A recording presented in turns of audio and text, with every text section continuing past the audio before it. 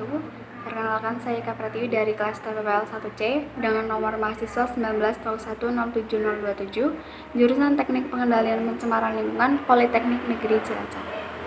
Di sini saya akan menjelaskan tentang materi biokimia. Masuk ke materi yang pertama, yaitu dasar-dasar biokimia.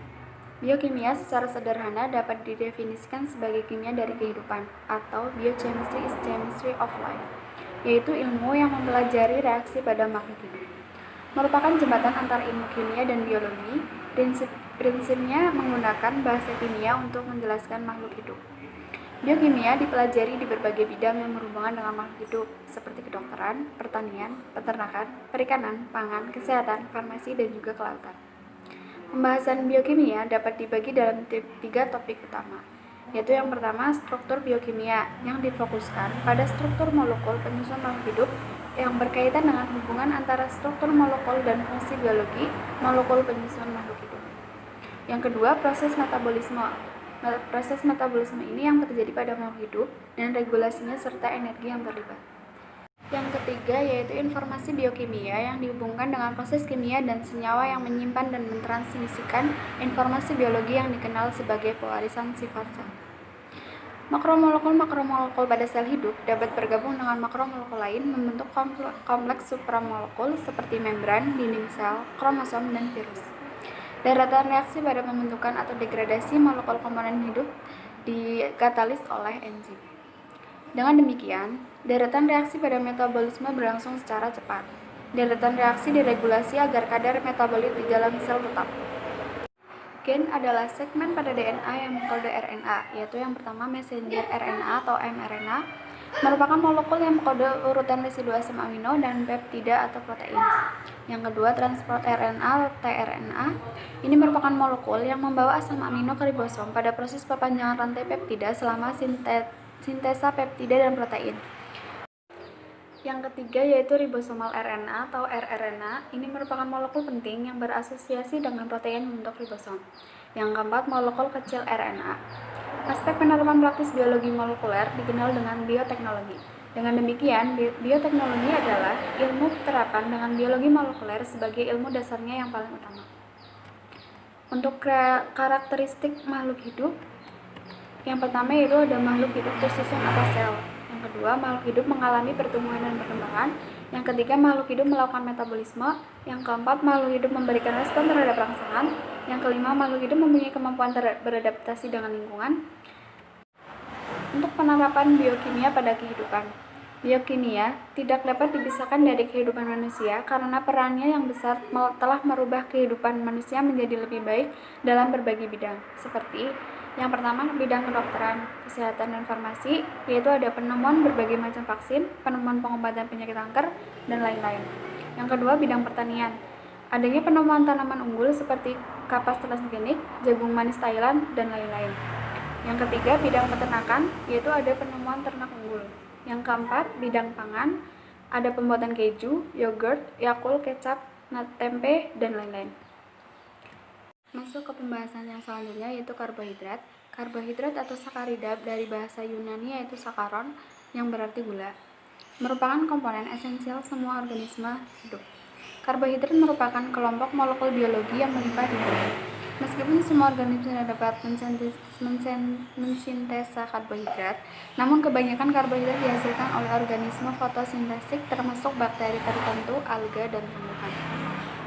Klasifikasi utama karbohidrat ada 4. Yang pertama, monosakarida, yaitu unit terkecil struktur karbohidrat. Yang kedua, disakarida, terdiri dari 2 residu monosakarida yang berikatan kovalen dengan nama ikatan glikosida. Oligosakarida dari bahasa Yunani oligos yang artinya sedikit. Ini terikat 3 sampai sekitar 20 residu monosakarida. Yang keempat, polisakarida dari bahasa Yunani yaitu polis yang artinya banyak, adalah polimer yang mengandung banyak atau biasanya lebih dari 20 residu monosakarida. Disakarida, olisakarida, dan polisakarida tidak mempunyai rumus empiris atau CH2O karena air dikeluarkan selama pembentukan polimer. Selanjutnya, monosakarida dan turunannya. Monosakarida merupakan unit pembangun semua karbohidrat. Monosakarida dapat diartikan sebuah mono atau unit, gula atau sakarid. Monosakarida adalah karbohidrat paling sederhana karena monosakarida tidak dapat lagi dihidrolisis menjadi gula yang lebih sederhana. Sifat monosakarida adalah larut di dalam air berwarna putih, padat kristalin, dan berasa manis.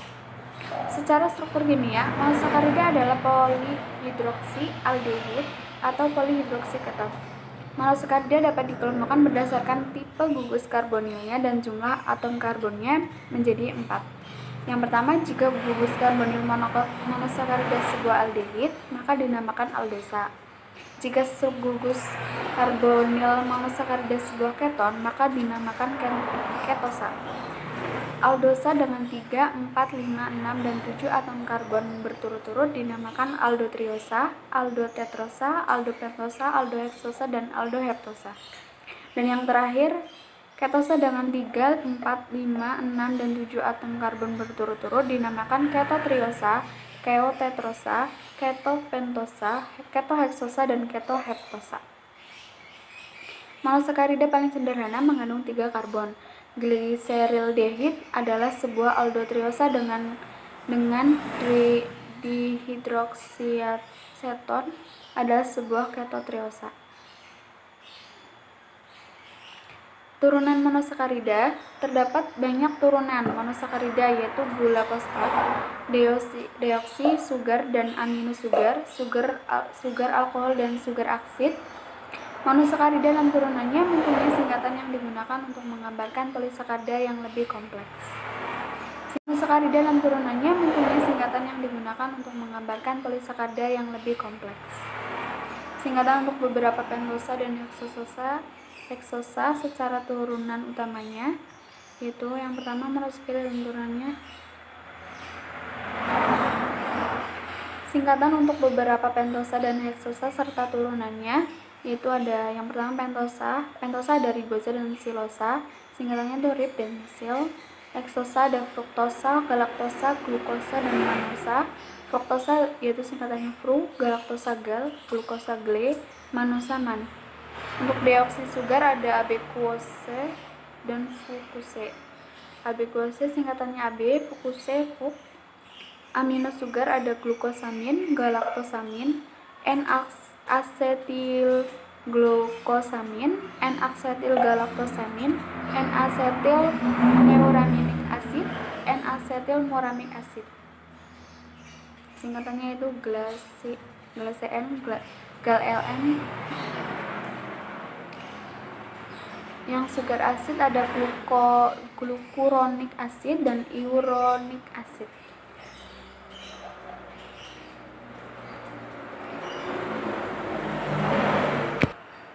Selanjutnya, disakarida dan turunannya. Disakarida dibentuk ketika karbon anomerik dari satu molekul monosakarida berinteraksi dengan satu dari beberapa gugus hidroksil molekul monosakarida lainnya. Interaksi ini membentuk ikatan kovalen yang dinamakan ikatan glikosida.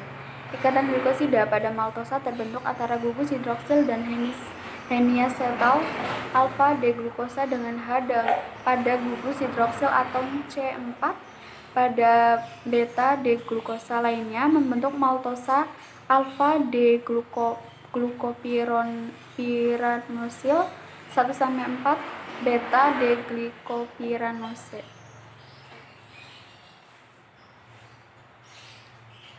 Maltosa adalah disakarida yang dilepaskan selama hidrolisis pati. Maltosa disusun oleh 2 molekul D-glukosa yang dihubungkan dengan ikatan alfa-glikosidin. Selobiosa atau beta D-glukopiranosil 1-4 D-glukosa adalah dimer glukosa. Selobiosa adalah disakarida yang berulang pada struktur selulosa, suatu polisakarida tanaman. Untuk yang sukrosa merupakan disakarida yang paling melimpah di alam. Sukrosa dinamakan juga gula meja. Sukrosa disintesa hanya pada tumbuh-tumbuhan. Laktosa merupakan disakarida utama yang terdapat pada susu. Laktosa disintesa pada kelenjar susu. Laktosa adalah beta D-glikopiranosil 1-4 D-glikosa yang disingkat gal beta 1-4 glukosa. Yang selanjutnya olisakarida dan turunannya. Pada sel, polisakarida paling banyak terdiri dari 3 atau lebih unit residu monosakarida. Oligosakarida ini tidak berada dalam keadaan bebas, tetapi sering berkaitan dengan molekul non-gola, oligosakarida dan turunannya. Pada sel, oligosakarida paling banyak terdiri dari 3 atau lebih unit residu monosakarida. Oligosakarida ini tidak berada dalam keadaan bebas, tetapi sering berkaitan dengan molekul non-gula seperti lipid membentuk glikolipid, protein membentuk glikoprotein, yang keduanya mempunyai fungsi pengatur. Polisakarida dan turunannya. Kebanyakan karbohidrat yang ditemukan di alam sebagai polisakarida. Polisakarida dinamakan juga glikan. Antara glikan dapat berbeda dalam hal unit monosakarida penyusunnya, panjang rantai polisakarida, tipe ikatan antara unit monosakarida dan jumlah atau derajat percabangan. Polisakarida dapat dikelompokkan menjadi 2 kelompok besar, yaitu yang pertama homopolisakarida atau homoglikan. Polisakarida yang mengandung hanya satu tipe residu monosakarida, berbentuk rantai lurus atau bercabang, berfungsi sebagai molekul penyimpan energi seperti pati dan glikogen. Yang kedua, heteropolisakarida atau heteroglikan. Polisakarida ini mengandung residu monosakarida lebih dari satu tipe, berbentuk rantai lurus dan bercabang. Heteroglikan menyediakan pendukung ekstraseluler untuk semua kingdom. Polimer dan peptidoglikan termasuk kelompok heteroglikan. Masuk ke materi yang selanjutnya, yaitu protein. Berasal dari bahasa Yunani protos, yang berarti yang paling utama. Protein di dalam sel mempunyai peranan penting sehingga diartikan yang paling utama. Protein melakukan paling banyak pekerjaan di dalam sel. Fungsinya adalah perlindungan terhadap infeksi, katalis reaksi metabolik, dan dukungan serta kekuatan mekanik. Semua fungsi protein tersebut adalah esensial untuk kehidupan sel. Protein memiliki variasi bentuk. Walaupun demikian, bentuk protein dapat dikelompokkan menjadi 2. Yang pertama, protein globular. Ini merupakan protein yang larut di dalam air. Makromolekul ini berbentuk seperti bola dengan karakteristik pada bagian dalam protein globular larut dalam air. Kebanyakan protein globular adalah enzim. Yang kedua, protein fibrous. Merupakan protein struktural yang menyediakan dukungan mekanik pada sel organisme. Protein fibrous dirancang khusus seperti kabel besar atau lembaran. Sebagai contoh adalah alfa-keratin, komponen utama rambut dan kuku. Protein adalah polimer dari asam amino. Semua organisme menggunakan 20 asam amino yang sama sebagai unit membangun suatu molekul protein. Ke-20 asam amino ini adalah asam amino normal yang terdapat pada protein alami. Protein adalah polipeptida. Pada prinsipnya, perbedaan suatu protein dengan protein lainnya terletak pada jumlah dan urutan residu asam amino penyusunnya. Kombinasi asam amino ini menghasilkan protein untuk residu asam amino tertentu yang akan menentukan sifat dan fungsinya. Protein mempunyai bermacam fungsi biologi, yaitu yang pertama, enzim adalah katalis biologi. Enzim mengkatalis hampir semua reaksi yang terjadi di dalam makhluk hidup.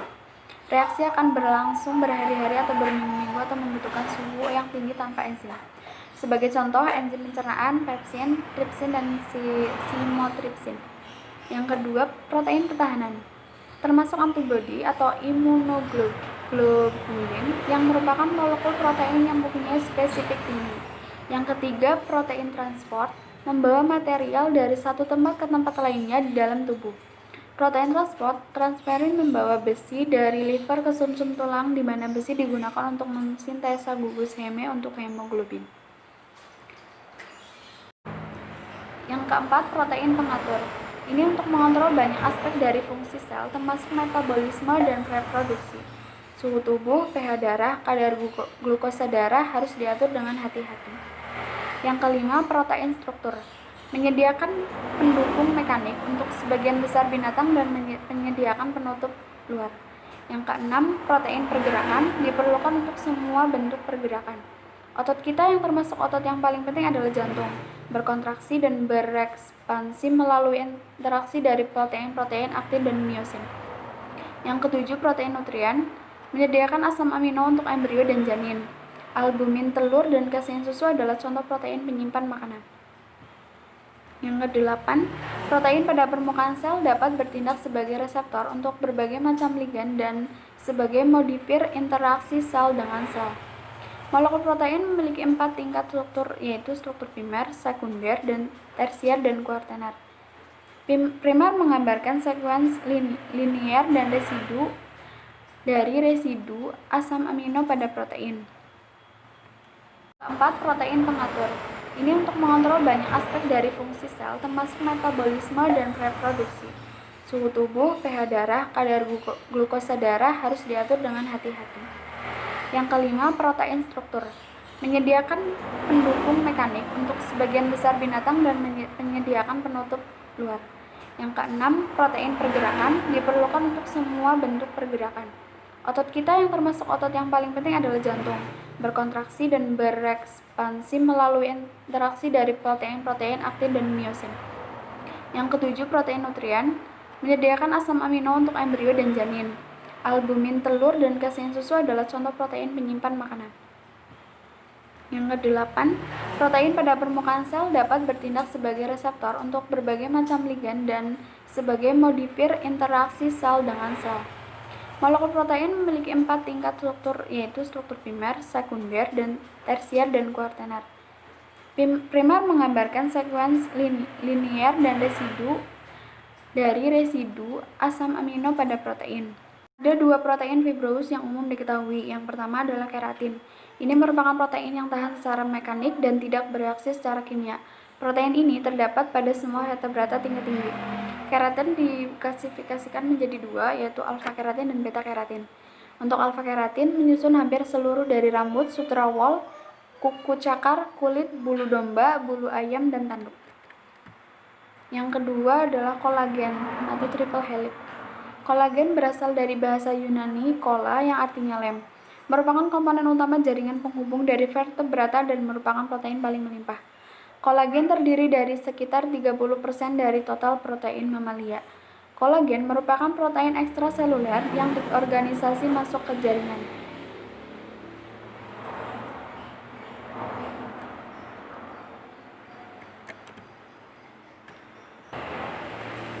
Beberapa basis data biologi yang terkenal adalah basis data Kazi, PDB, dan GenBank.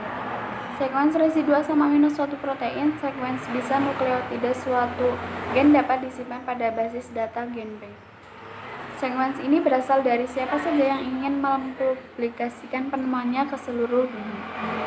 Secara umum, bagian-bagian penting format GenBank terdiri atas yang pertama locus, merupakan data yang terdiri dari nama locus, panjang sekuens, jenis molekul, divisi pada GenBank, dan tanggal modifikasi. Definisi merupakan uraian singkat sekuens, organisme, nama, dan fungsi gen. Yang ketiga, asesion, penomoran unik bagi setiap rekor. Yang keempat, versi. Pada nomor asesion terdapat 1 digit yang merupakan versi. Versi ini terutama jika terdapat perubahan atau update pada data GenBank. GI atau Geninfo Identifier. Ini merupakan nomor identifikasi untuk sekuens nukleotida. Jika ada perubahan pada nomor GI pun berubah. Keyword, kata atau frasa yang mendeskripsikan sekuens. Source, informasi mengenai organisme sumber sekuens. Reference, merupakan penguraian publikasi-publikasi yang memuat dan mendiskusikan sekuens yang direkod di GenBank. Feature, informasi mengenai gen dan produk yang dihasilkan oleh gen tersebut. Yang terakhir ada sekuens. Ini merupakan bagian utama yang membuat sekuens nukleotida. Masuk pembahasan yang selanjutnya, yaitu unsur senyawa makro dan mikro pada makhluk hidup. Secara garis besar, tanaman atau tumbuhan memerlukan 2 jenis unsur hara untuk menunjang pertumbuhan dan perkembangan yang optimal. 2 jenis unsur hara tersebut disebut unsur hara makro dan unsur hara mikro. Berikut adalah kedua jenis unsur tersebut. Yang pertama, unsur hara makro. Unsur hara makro adalah unsur-unsur hara yang dibutuhkan tumbuhan dalam jumlah relatif besar. Di antaranya yaitu yang pertama nitrogen atau N. Unsur nitrogen dengan lambang unsur N sangat berperan dalam pembentukan sel tanaman, jaringan, dan organ tumbuhan. Nitrogen memiliki fungsi utama sebagai bahan sintesis klorofil, protein, dan asam amino. Ciri-ciri tanaman apabila kekurangan nitrogen dapat dikenali dari daun bagian bawah. Daun pada bagian tersebut menguning serta kekurangan klorofil. Ciri-ciri tanaman apabila unsur N-nya berlebih adalah warna daun yang terlalu hijau. Tanaman rimbun dengan daun hijau. Proses pembuangan menjadi lama. Andenium bakal bersifat sekulen karena mengandung banyak air. Yang kedua ada fosfor atau fosfor yang berlambang P. Ini merupakan komponen penyusun dari beberapa enzim, protein, ATP, RNA, dan DNA. ATP penting untuk proses transfer energi, sedangkan RNA dan DNA menentukan sifat genetik dari tanaman. Unsur P juga berperan pada pertumbuhan benih, akar, bunga, dan buah. Ciri-ciri apabila tanaman kekurangan fosfor dimulai dari daun tua menjadi keunguan dan cenderung kelabu. Apabila kelebihan, menyebabkan penyerapan unsur lain terutama unsur mikro seperti besi atau Fe, tembaga atau Cu, dan Zn atau Zn terganggu. Namun gejalanya tidak terlihat secara fisik pada tanaman. Yang ketiga ada kalium. Kalium berperan sebagai pengatur proses fisiologi tanaman seperti fotosintesis, akumulasi, translokasi, transportasi karbohidrat, membuka menutupnya stomata, atau mengatur distribusi air dalam jaringan dan sel. Kekurangan K terlihat dari daun paling bawah yang kering atau ada bercak hangus.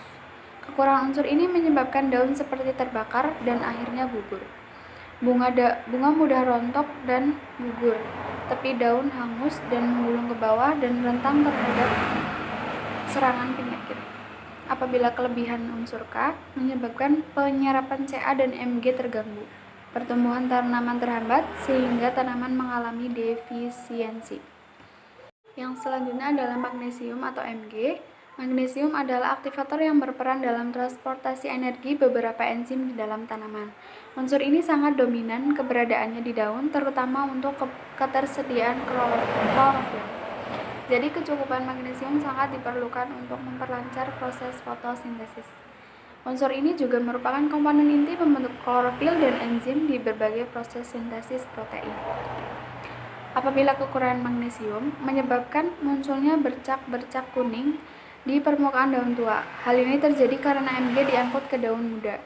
Daun tua menjadi lemah dan akhirnya mudah terserang penyakit, terutama embun tepung, powder mildew. Sedangkan kelebihan Mg tidak menimbulkan gejala ekstrim. Selanjutnya, kalsium atau Ca. Unsur ini yang paling berperan pada pertumbuhan sel.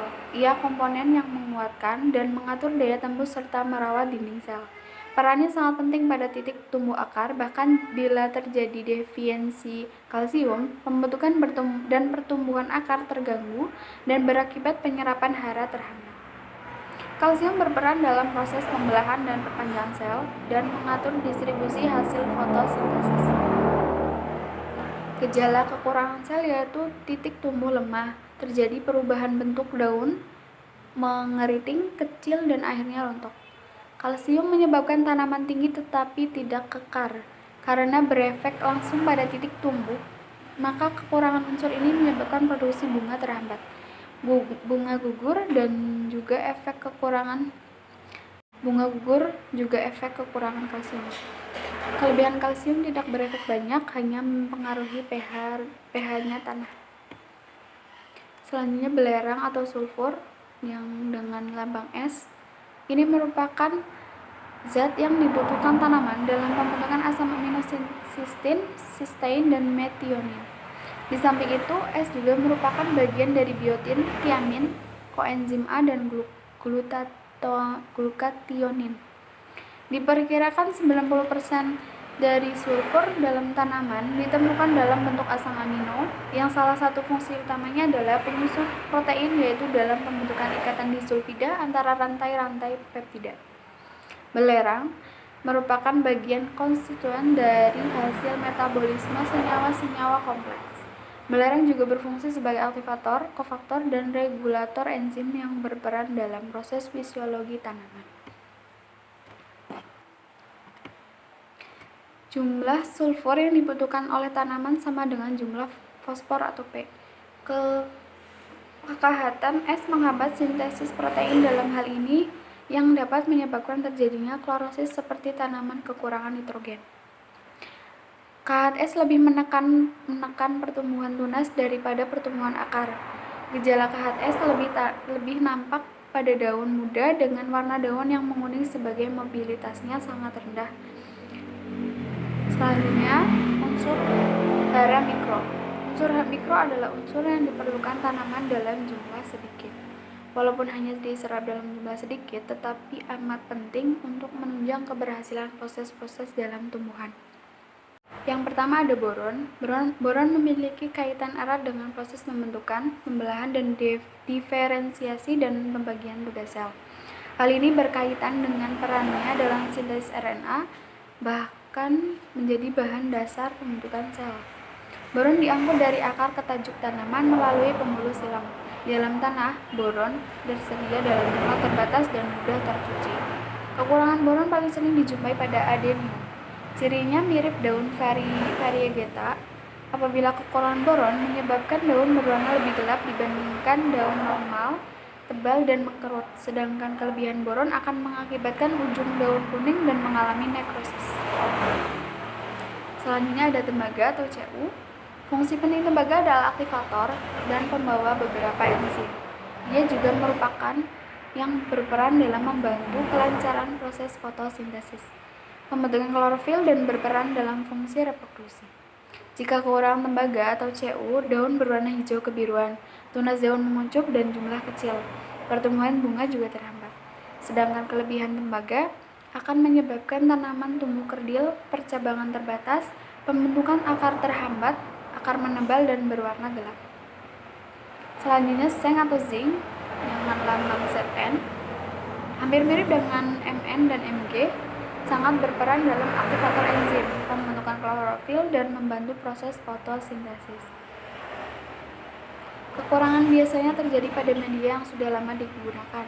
Apabila kekurangan seng, pertumbuhan lambat, jarak antar buku pendek, daun kerdil, mengkerut, atau menggulung di satu sisi, lalu disusul dengan kerontokan. Bakal buah menguning, terbuka, dan akhirnya gugur. Buah pun akan lebih lemas, hingga buah seharusnya lurus membengkok, sedangkan kelebihan seng tidak menunjukkan dampak yang nyata. Selanjutnya besi atau fero dengan lambang Fe. Besi berperan dalam proses pembentukan protein sebagai katalisator pembentukan klorofil. Besi berperan sebagai pembawa elektron pada proses fotosintesis dan respirasi, sekaligus menjadi aktivator beberapa enzim. Unsur ini tidak mudah bergerak, sehingga bila terjadi kekurangan sulit diperbaiki. Fe paling sering bertentangan dengan atau antagonis dengan unsur mikro lainnya. Untuk mengurangi efek itu, maka Fe sering dibungkus dengan kelat atau chelat seperti EDTA, ethylene diamin tetraacetic acid, merupakan suatu komponen organik yang bersifat menstabilkan ion metal. Yang selanjutnya, jika kekurangan besi, ini akan menimbulkan gejala klorosis dan daun menguning atau nekrosa. Sedangkan kelebihan akan menyebabkan nekrosis yang ditandai dengan munculnya bintik-bintik hitam pada daun. Selanjutnya ada molybdenum atau Mo, bertugas sebagai pembawa elektron untuk mengubah nitrat menjadi enzim. Unsur ini berperan dalam fiksasi nitrogen. Apabila kekurangan molybdenum ditunjukkan dengan munculnya klorosis di daun tua, kemudian menjalar ke daun muda. Sedangkan kelebihan molybdenum tidak menunjukkan gejala nyata pada adenium. Selanjutnya adalah mangan atau Mn, merupakan unsur mikro yang dibutuhkan tanaman dalam jumlah yang tidak terlalu banyak. Mangan sangat berperan dalam sintesis klorofil, selain itu berperan sebagai koenzim, sebagai aktivator beberapa enzim respirasi dalam reaksi metabolisme nitrogen dan fotosintesis. Fungsi unsur hara mangan Mn bagi tanaman adalah yang pertama diperlukan oleh tanaman untuk membentukkan protein dan vitamin, terutama vitamin C, berperan penting dalam mempertahankan kondisi hijau daun pada daun yang tua, berperan sebagai enzim peroksidase dan sebagai aktivator macam-macam enzim, dan juga berperan sebagai komponen penting untuk lancarnya proses asimilasi. Apabila kekurangan unsur mangan, bisa menyebabkan pertumbuhan tanaman yang tidak normal. Dapat disebabkan oleh adanya defisiensi satu atau lebih unsur hara. Gangguan dapat berupa gejala visual yang spesifik. Selanjutnya adalah unsur klor atau Cl. Apabila kelebihan klor terlihat dalam osmosis. Osmosis adalah pergerakan air atau zat yang terlarut dalam sel. Keseimbangan ion yang diperlukan bagi tanaman untuk mengambil elemen mineral dan dalam proses fotosintesis. Kekurangan klor dapat menimbulkan gejala pertumbuhan daun yang kurang normal, terutama pada tanaman sayur-sayuran. Daun tampak kurang sehat dan berwarna tembaga. Kadang-kadang, pertumbuhan tanaman tomat, gandum, dan kapas menunjukkan gejala seperti di atas. Ini unsur Na, natrium. Apabila kelebihan natrium, yaitu dalam proses osmosis, pergerakan air, dan keseimbangan ion pada tumbuhan, salah satu kelebihan efek negatif Na adalah bahwa dapat mengurangi ketersediaan K. Kekurangan natrium menyebabkan daun-daun tanaman bisa menjadi hijau tua dan tipis. Tanaman cepat menjadi layu. Selanjutnya adalah kobalt, Ko. Jauh lebih tinggi untuk fiksasi nitrogen daripada amonium gizi. Tingkat kekurangan nitrogen dapat mengakibatkan gejala defisiensi. Kekurangan kobalt dapat mengurangi pembentukan hemoglobin dan fiksasi nitrogen. Selanjutnya ada silikon, Si. Kelebihan silikon dapat meningkatkan hasil melalui peningkatan efisiensi fotosintesis dan menginduksikan ketahanan terhadap hama dan penyakit, ditemukan sebagai komponen dari dinding sel. Tanaman dengan pasokan silikon larut menghasilkan tanaman yang lebih kuat, meningkatkan panas dan kekeringan tanaman. Toleransi silikon dapat disimpan oleh tanaman di tempat infeksi oleh jamur untuk memerangi penetrasi dinding sel oleh jamur menyerang. Kekurangan silikon dapat mengakibatkan tanaman mudah terserang penyakit. Benih perlu nikel untuk berkecambah. Tanaman tumbuh tanpa tambahan nikel akan berangsur-angsur mencapai tingkat kekurangan saat mereka dewasa dan mulai pertumbuhan reproduksi. Kekurangan dari unsur nikel pada tanaman akan menimbulkan benih perlu nikel untuk berkecambah. Tanaman tumbuh tanpa tambahan nikel akan berangsur-angsur mencapai tingkat kekurangan saat mereka dewasa dan mulai pertumbuhan reproduksi. Kekurangan dari unsur nikel pada tanaman akan menimbulkan. Masuk ke pembahasan yang terakhir, yaitu tentang reaksi enzim dan enzimatis. Enzim adalah biomolekul berupa protein yang berfungsi sebagai katalis atau senyawa yang mempercepat proses reaksi tanpa habis reaksi dalam suatu reaksi kimia organik. Molekul awal yang disebut substrat akan dipercepat perubahannya menjadi molekul lain yang disebut produk.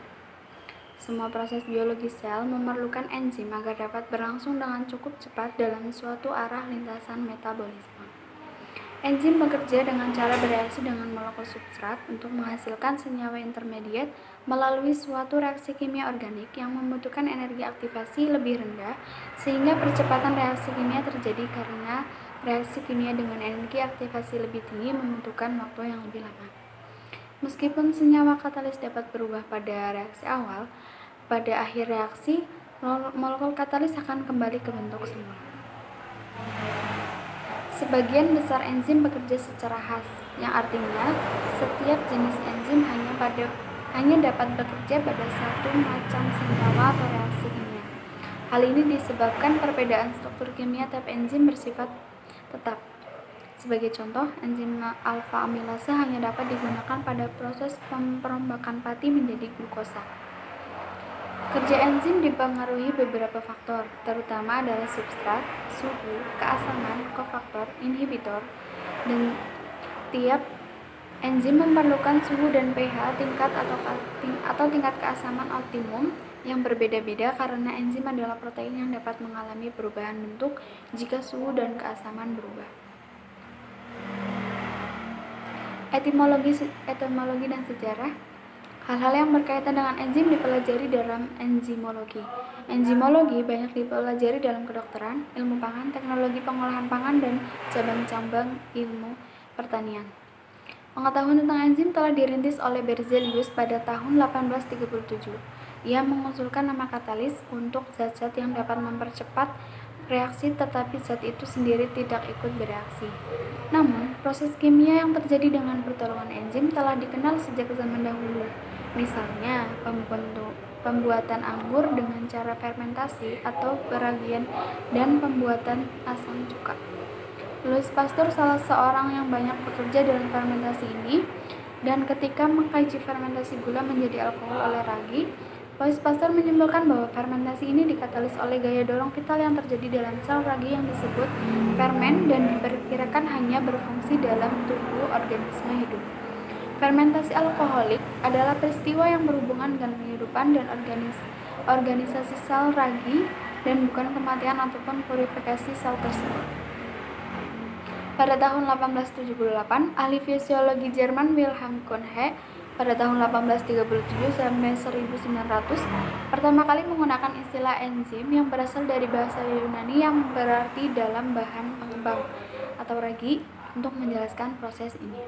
Kata enzim kemudian digunakan untuk merujuk pada aktivitas kimiawi yang dihasilkan oleh organisme hidup. Pada tahun 1897, Edward Buchner memulai kajiannya yang mengenai kemampuan ekstrak ragi untuk memfermentasi gula walaupun ia tidak terdapat pada sel ragi yang hidup. Dari hasil eksperimennya, dia menemukan bahwa gula difermentasi bahkan apabila sel ragi tidak terdapat pada campuran. Ia menamai enzim yang memfermentasi sukrosa sebagai zinase. Mengikuti praktek Bunser, enzim biasanya dinamai sesuai dengan reaksi yang dikatalisasi oleh enzim tersebut.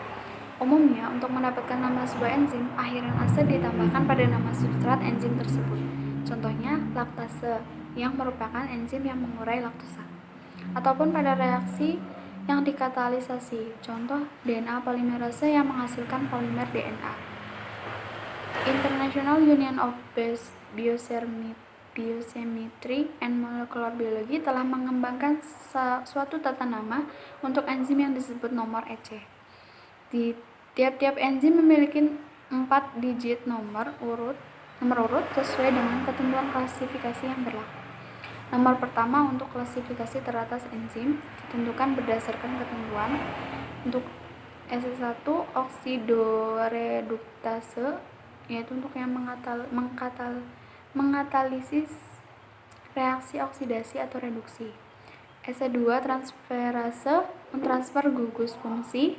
S3 hidrolase mengatalisis hidrolisis sebagai ikatan.